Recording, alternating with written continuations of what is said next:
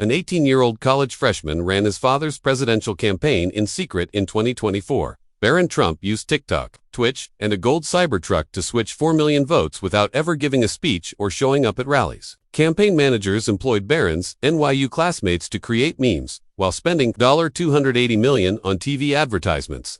This is the tale of how the most reserved Trump turned into the most influential. It all began in a quiet room at NewYork-Presbyterian Hospital on March 20, 2006. Donald Trump wasn't present while Melania Trump endured a hard 8 hours of work. He was not going to be. Most fathers stood next to their partner or waited anxiously outside, while Trump was in the hospital's executive lounge on the phone conducting business.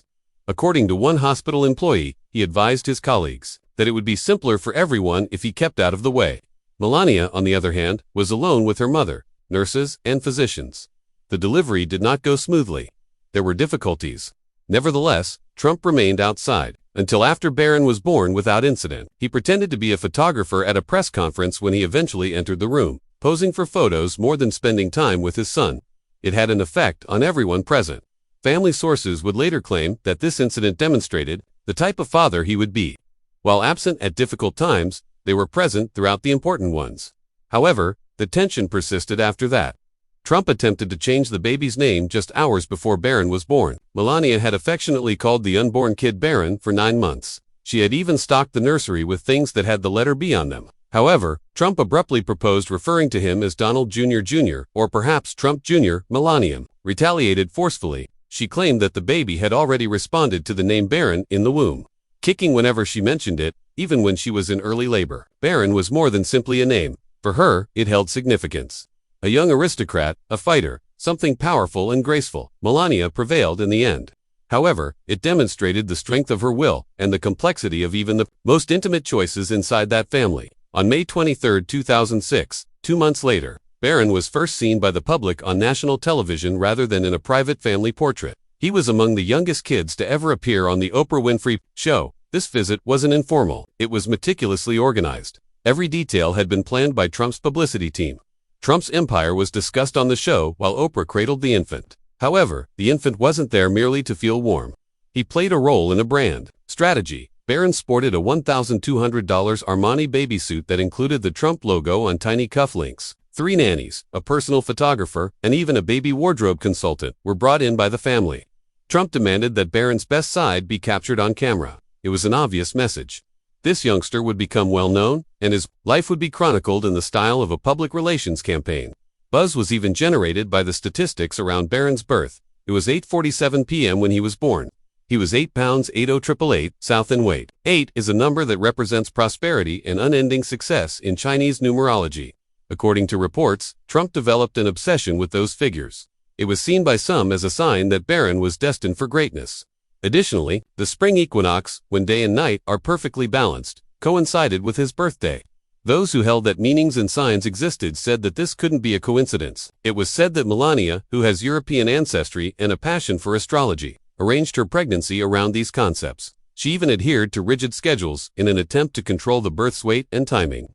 The end result was an uncommon string of digits that became known as a power code. However, attention was drawn to more than simply the figures. Melania had been referring to Barron as Little Donald since his birth. The newborn, according to the nurses, had a fierce, piercing look that seemed to be used for assessing others. He also didn't cry like other infants do. Like the cadence of Trump's talks, his sobs were interrupted by long, loud screams. By 6 weeks, Barron's trademark frown, complete with pursed lips and furrowed brow, resembled his father's. Mirrors appealed to him. Gold appealed to him. When ignored, he fussed. It seemed as though a miniature representation of the man was being shown. Trump even made a joke about Barron being his genetic masterpiece. According to family members, appearances weren't the only factor. It was also conduct. He desired to be the focal point. Even as a newborn, he was present. He was present in his living area as well. Barron had a kingdom, but most children just have a bedroom. Over 10,000 square feet, the 58th floor of Trump Tower was completely renovated for him. Everything was gold-plated. Most billionaires' dreams come true with vistas of Central Park and Italian marble. The cost of the refurbishment was $25 million. Each set of Egyptian cotton linens on his bed cost $2,000. He had a private movie theater, a basketball court, a tech center with the newest games, and themed chambers. This went beyond simple comfort. It was a universe created specifically for him, devoid of typical upbringing. There were the walls after that. Melania allowed Barron to draw on them when he was 6 years old in 2012. Not merely one or two walls. Artist-grade wall panels that could be washed were used to alter 3 entire playrooms. The preparation of each room cost $50,000. Over the years, she even employed photographers to capture his wall art. When he outgrew the phase, Melania invested an additional $30,000 to save his finest work. She framed, archived, and had portions of the walls taken down. The majority of children are instructed, don't draw on the walls. Art galleries were created on Barron's walls. His inventiveness as a child was not only accepted but celebrated. With Legos, his inventiveness took on a new form. However, this Lego collection wasn't your typical one. By the time he was 8 years old, Barron had more than $100,000 worth of Legos. He constructed a whole Manhattan skyline that was illuminated, scaled, and equipped with operational trains and elevators. It required 250,000 pieces in 18 months. He had a 47-drawer, bespoke storage system. Executives from Lego even flew in to witness it. They claimed that his physique was superior to that of many adults. He preserved fingerprints. He recorded the progress of the construction. He had modeled Trump Tower by the time he was 12, replete with functional elevators and floor plans that mirrored the actual structure. He wasn't merely constructing, like a developer, he was designing. This level of accuracy was seen in his subsequent obsession. Helicopters. Toy choppers were the first thing used. However, he had more than 200 remote-controlled helicopters. By the time he was 4 years old, a few were valued at $15,000. He researched them in addition to flying them. He was using military-grade pilot training software before the age of 8. Melania paid $500 per hour to employ actual helicopter pilots to instruct him. In the end, his room contained 3 full-size simulators valued at more than $2 million.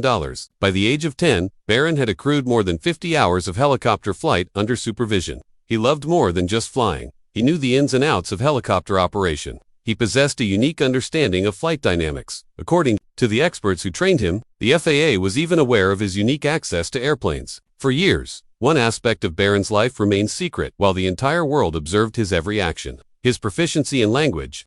His grandparents shared Trump Tower with him from 2017 to 2021. They conversed with him exclusively in Slovenian. He was surrounded by European culture at home. By the age of 10, he was reading Slovenian poetry in French that most adults found difficult. A renowned professor from the Sorbonne had been hired by Melania. He taught Barron every day for $300 an hour. Barron read literature, wrote essays, and had lengthy discussions with family members in Europe. He even provided translation services during confidential family gatherings. Without knowing who he was, Slovenian professors evaluated his work and gave his poetry high marks. He spoke to European languages more fluently than the majority of adults. He seemed to be getting ready for something very different from the normal American existence. The majority of Donald Trump's family, excluding Melania and Barron, relocated to Washington when he was elected president in January 2017. They remained in the city of New York. Melania wanted Barron to complete the year before transferring, so he was still enrolled in school. Over $24 million was ultimately spent by taxpayers as a result of that choice. While Melania and Barron were in Trump Tower, the NYPD had to guard it every day. It wasn't inexpensive. From the day of the 2016 election to the day of the 2017 inauguration, it cost roughly $38,000 per day.